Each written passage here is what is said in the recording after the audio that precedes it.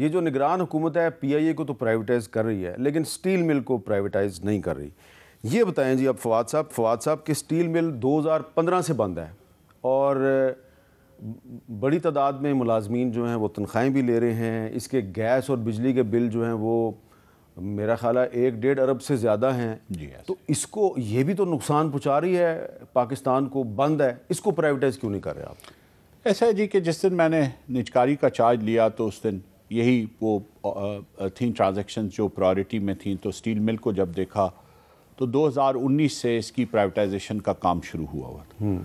اور 2019 میں جب اس کا کام شروع ہوا تو تقریباً 2021 میں آ کے اس کے ٹرانزیکشن ایڈوائزر کا تقرر ہوا اور 4 کمپنیاں جو ہیں وہ 2021 میں پری کوالیفائی کی گئیں. اسی دوران اس وقت کے جو وزیر اعظم تھے وہ ایک دوست ملک کے دورے پہ گئے تو انہوں نے وہاں کے وزیر اعظم کو یہ کہا کہ جی آپ اگر اس کو سٹیل مل کو ہمیں ریفربش کر دیں اور یہ اس کو یہاں پہ ایک نئی مل بنا دیں تو ہم آپ کے بہت شکر گزار ہوں گے. ہمارے تعلقات میں نام نہیں لوں گا, بعض ڈپلومیٹک سینسٹیوٹیز ایسی ہوتی ہیں, تعلقات اس ملک سے ایسے تھے کہ انہوں نے فوری طور پہ اس کی حامی بھر لی اور جب وہ واپس آئے تو اس کے فوراً بعد تقریباً 10 دن کے اندر ہی اس ملک کے سفیر جو ہیں انہوں نے پاکستان کی مختلف وزارتوں کے چکر کاٹنے شروع کر دیے کہ جی ہمیں حکم آ گیا ہے وزیر اعظم کا, کیونکہ یہ وزیر اعظم اور وزیر اعظم کے درمیان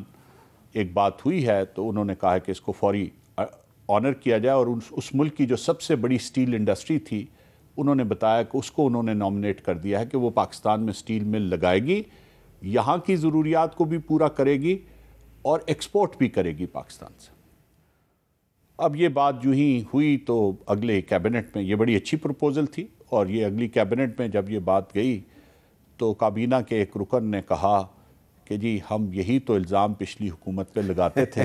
کہ وہ G2G ارینجمنٹ میں چلی گئی ہے, ہر چیز اس نے G2G فریم ورک میں کی ہے, تو آپ یہ بالکل نہ کریں اور آپ ایسا کریں کہ ہم نے جو پرائیویٹائزیشن کا کام شروع کیا ہوا ہے ہمیں وہ کمپلیٹ کرنے دیں اور ہم انشاءاللہ 4 مہینے سے 6 مہینے کے اندر آپ کو یہ پرائیویٹائز کر دیں.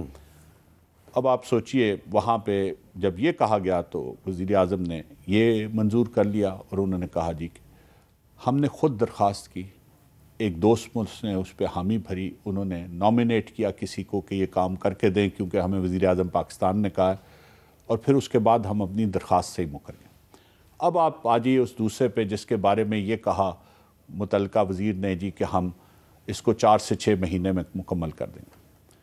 تو یہ 2019 کے اواخر کی بات ہے اور اب 2021 میں 4 پارٹیز پری کوالیفائی ہوتی ہیں, انہی میں سے وہ پارٹی بھی ہے جس کو نامنیٹ کیا گیا تھا. اب ان کا جب عمل آگے چلتا ہے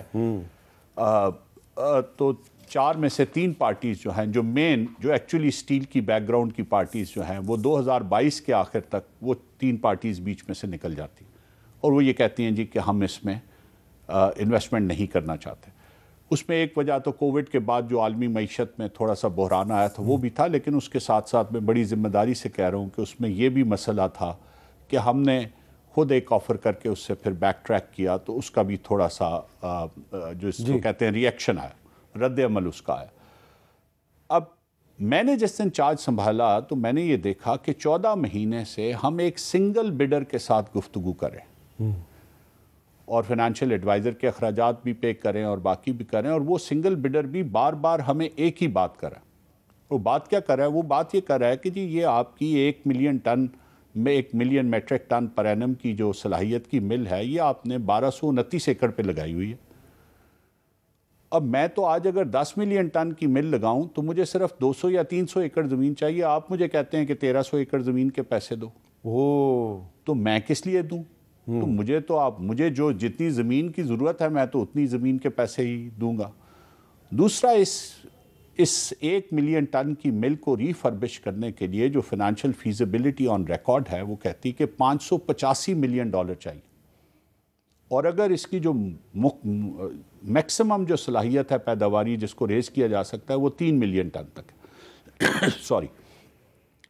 تو 3 ملین ٹن تک اس کو ریز کرنے کے لیے $1.4 بلین چاہیے, جبکہ 10 million metric ton per annum کی مل جو ہے وہ $2.5 بلین میں 300 ایکڑ سے کم زمین پہ لگائی جا سکتی ہے. آپ بتائیے جب یہ انفارمیشن آپ کے سامنے ہو اور آپ کو یہ بھی پتہ ہو کہ یہ 70 سال پرانی ٹیکنالوجی پہ بنی ہوئی ایک مل ہے جو 50 سال پہلے لگائی گئی تھی اور جو پچھلے 8 سال سے بند ہے، تو یہ فیصلہ کتنا ایک مشکل تھا کہ یہ ہم ایک سکریپ کو ریفربش اچھا، آپ نے 2019 میں جو پی ٹی آئی کی حکومت تھی اس کا ذکر کیا کہ انہوں نے اس کو پرائیویٹائز کرنے کی کوشش کی، لیکن آپ کو یاد ہے نا 2006 میں جی بالکل پرویز مشرف صاحب کی حکومت نے بھی اس کو پرائیویٹائز کرنے کی کوشش کی تھی، سپریم کورٹ نے روک دیا۔ جی ایسے ہی اس کی قیمت آپ آج تک ادا کریں، اس کی قیمت سینکڑوں ارب روپے میں، تو یہ کبھی نہ کبھی تو پرائیویٹائز ہوگی۔ جی ہم نے تو اس کو میں تو بڑی سنجیدگی سے دیا اور آن ریکارڈ پرائیویٹائزیشن کمیشن کی ہم نے ریکمنڈیشن دی ہے کہ یہ جو مل ہے یہ مل نہیں ہے، یہ ایک سکریپ ہے،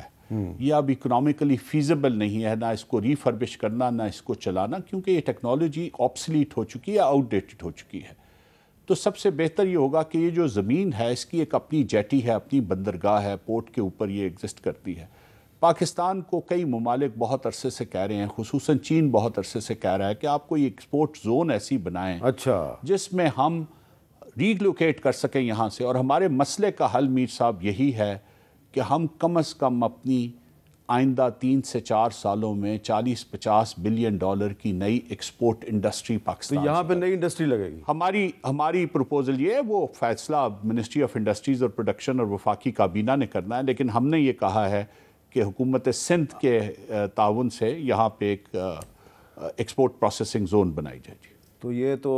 پھر اگر پیپلز پارٹی کی حکومت ہوگی سندھ میں تو وہ تو نہیں اس کی حمایت کرے گی۔ میرا یہ خیال ہے شاید وہ مخالفت بھی نہ کریں یہاں پہ ایکسپورٹ پروسیسنگ زون لگانے کی۔ دیکھیں میں یہ سمجھتا ہوں کہ کچھ چیزیں ہم لوگ وفاقی اور صوبائی حکومت کے درمیان صرف کلیریکل ایشوز پہ ہمارے جو مختلف سرکاری اہلکار ہوتے ہیں وہ اس کو روک کے بیٹھ جاتے ہیں۔ میں تو ذاتی طور پہ اس بات کا بھی حق میں ہوں کہ اگر حکومت سندھ یہ کہتی ہے کہ جی وفاقی حکومت ایکسپورٹ انڈسٹری کے لیے ایک زون بنا دے، یہاں پہ ڈیولپ کر دے، لیکن اس کے جتنے لوکل ٹیکسز ہیں وہ ہم وصول کریں گے، تو میرے خیال میں تو حکومت کو کوئی اعتراض نہیں ہونا چاہیے۔ سر جلدی سے یہ بتا دیں کہ آپ نگران حکومت کا جو ٹینیور ہے اس کے اندر